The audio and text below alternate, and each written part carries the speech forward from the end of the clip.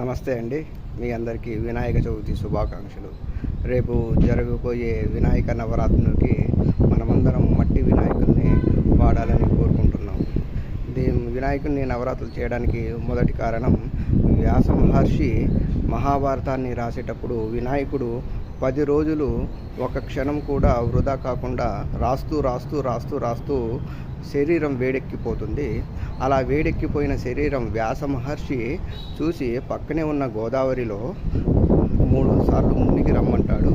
ఆ విధంగా మునిగి రావడం వల్ల ఆ వినాయకుని యొక్క వేడి తీవ్రత తగ్గిపోయి వినాయకుడికి ఉపశమనం జరుగుతుంది. దాని నిమిత్తం వినాయకుడు ఎవరైతే నా యొక్క 9 రోజులు వినాయకుడిని నవరాత్రులు జరిపి 10వ రోజు వినాయకుడిని నిమగ్నం చేస్తారో వాళ్ళందరికీ మంచి వరాలు ఉంటాయి, అంటే దేవుడి యొక్క మంచి జరుగుతుందని దీని నిదర్శనం.